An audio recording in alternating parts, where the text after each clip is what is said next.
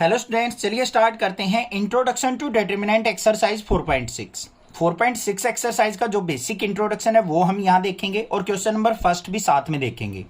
तो सबसे पहले हमें क्या करना है, जो एक्सरसाइज 4.6 है ना, उसके अंदर जो आएगा वो आएगा applications of determinant and matrices. अब ये एप्लीकेशन से मतलब क्या है, मतलब जो हमारा मैट्रिक्स है, डिटरमिनेंट है, वो किस लिए यूज किया जाता है, वो मतलब होता है एप्लीकेशन का। अब यहां पे हमें क्या चेक करना है, सबसे पहले हमें देखना है गिवन इक्वेशंस होंगी हमारे पास, उनको चेक करना है कि हमारी गिवन इक्वेशन कंसिस्टेंट है या इनकंसिस्टेंट है। अब कंसिस्टेंट और इनकंसिस्टेंट से मतलब क्या है वो समझते हैं। तो सबसे पहले देखो हमारा फर्स्ट क्या आएगा, कंसिस्टेंट सिस्टम। अब कंसिस्टेंट सिस्टम हम किसको कहेंगे, a system of equation is consistent if its solution exist. अगर इक्वेशन से सॉल्यूशन एग्जिस्ट करता होगा तो हम कहेंगे यहां पे कंसिस्टेंट है। ठीक है, यहां पे क्या लिखेंगे, if solution exist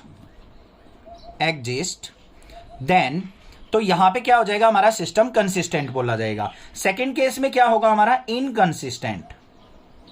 inconsistent system. मतलब क्या है इसका मतलब बच्चों, if solution does not exist,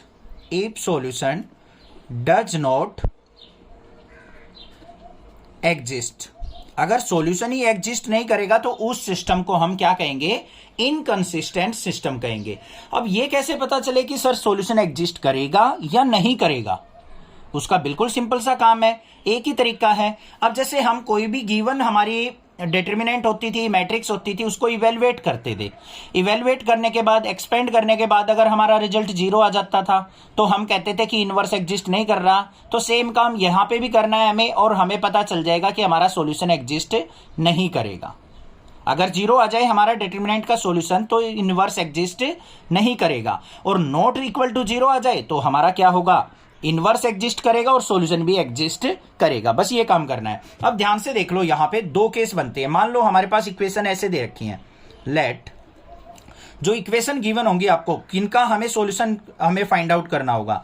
late equations हम यहां पे 3/3 की ही लेके चलते हैं। a1x प्लस b1y प्लस में c1z is equal to d1, ये दे रखा है। सेकेंड इक्वेशन मानते हैं हम क्या, a2x plus b2y plus c2z equal to d2। ठीक है, एक और equation third, a3x plus b3y plus c3z is equal to d3। Clear हो गया। अब इनसे हमें क्या करना है, सबसे पहले तो ए मैट्रिक्स बनानी है।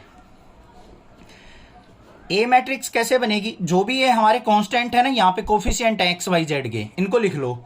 क्या है, a1 b1 c1, a2 b2 c2, a3 b3 c3। मिल गई हमें ए मैट्रिक्स। उसके बाद हमारी वेरिएबल्स की वैल्यू होंगी। हमारे वेरिएबल क्या है, एक्स वाई जेड, तो यहां पे क्या लिखेंगे, इसको एक कॉलम बना के एक्स वाई जेड। और ये हमारे पास जो कांस्टेंट वैल्यू होंगी इसको हम बी से एज्यूम करेंगे, बी मैट्रिक्स से, ये भी कॉलम वाइज लिखे जाएंगे, d1 d2 और d3। अब इनके बेसिस पे हमारा क्या चलेगा, सॉल्यूशन चलेगा। कैसे चलेगा वो ध्यान से देख लो। अब सबसे पहले देखो, अगर हमारे पास ये इक्वेशन आई है, जो ये वैल्यूज आई है, इनको हम किस बेसिस पे लिखते हैं।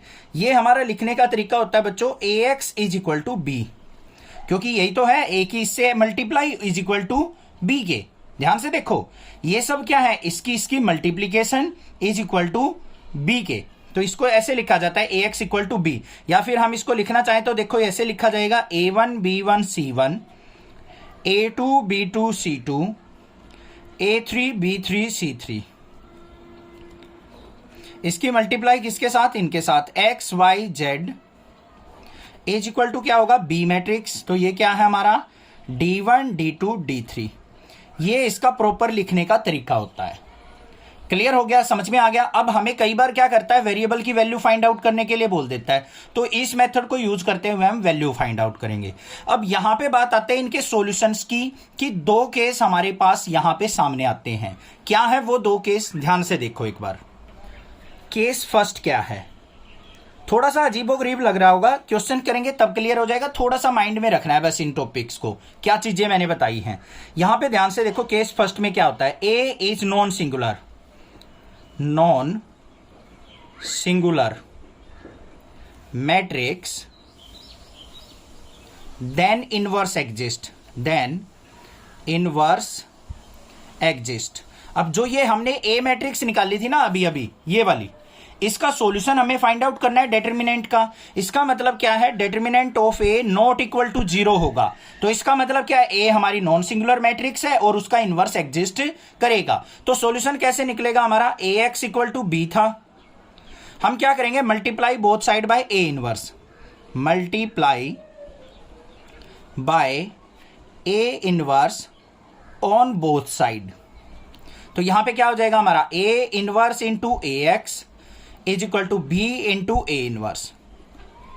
क्लियर, कोई दिक्कत नहीं है। अब यहां पे देखो हमारे पास क्या आ जाएगा, ए इनवर्स इंटू ए किसके इक्वल होता है, आइडेंटिटी मैट्रिक्स के इंटू में X is equal to B into A inverse.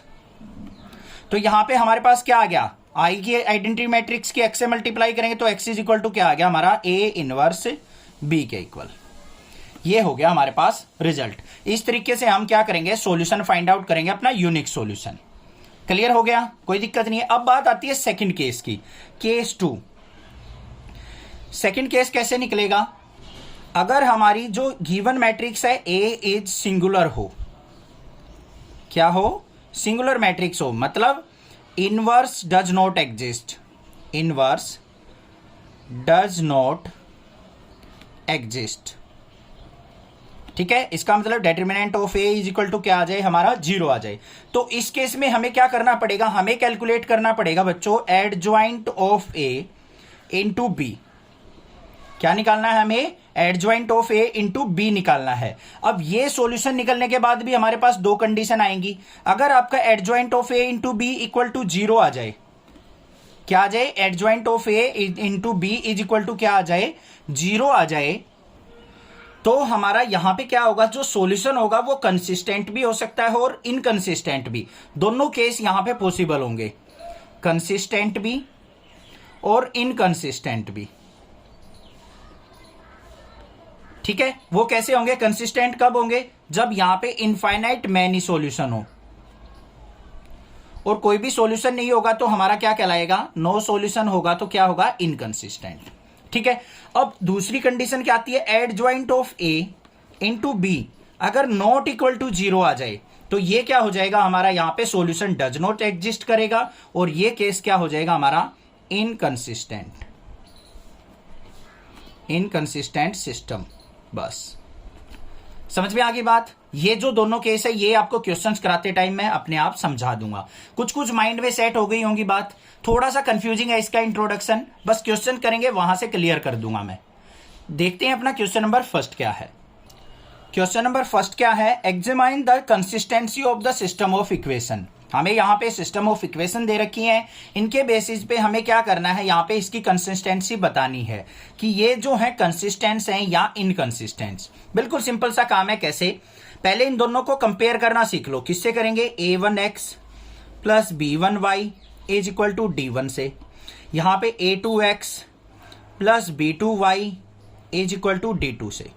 ये दो इक्वेशन दे रखी है तो ऐसे ही चेक होंगी। जो हमारी ए मैट्रिक्स बनेगी उसके अंदर एलिमेंट्स क्या आएंगे, a1 b1 a2 b2, और बी मैट्रिक्स जो बनेगी पहले x बनाएंगे, x में क्या आएंगे हमारे वेरिएबल्स, दो ही वेरिएबल हैं तो x और y, और बी मैट्रिक्स बनेगी उसमें आएंगी हमारी कांस्टेंट वैल्यूज d1 और d2। इतना क्लियर है। तो अब बना लो matrix. a is equal to क्या हो जाएगी, कंपेयर कर लो। यहाँ पे a1 की वैल्यू क्या है 1, b1 की वैल्यू क्या है 2, a2 की वैल्यू क्या है 2, b2 की वैल्यू क्या है बच्चों 3। a मैट्रिक्स बन गई। अब x पे आ जाओ, x इक्वल टू यहाँ पे हमारे वेरिएबल ही रहेंगे x और y। b के अंदर आ जाओ d1 और d2 जो राइट साइड वैल्यू है 2 और 3, तो 2 और 3 ये तो बनानी आ गई होंगी। इंट्रोडक्शन के बाद थोड़ा सा इजी लग रहा होगा, समझ में आ जाएगा, टेंशन मत लो। वो दो थोड़ी सी बातें थी वो बताई थी मैंने, वो माइंड के अंदर रहनी चाहिए 20-30%, बाकी क्वेश्चन से सब कुछ क्लियर। ये लिख दिया हमने।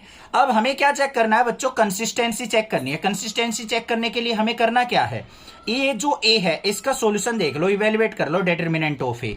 क्या होगा, 3 की 1 से मल्टीप्लाई 3 माइनस 2 2 जा क्या हो जाएगा 4 इज इक्वल टू क्या आ गया -1। तो यहां पे मेरे पास क्या आ गया, जो डिटरमिनेंट ए है उसका सॉल्यूशन आया -1 जो कि नॉट इक्वल टू 0 है। क्लियर है। तो यहां पे क्या लिख देंगे हम, system of equation is consistent. System of equation is consistent.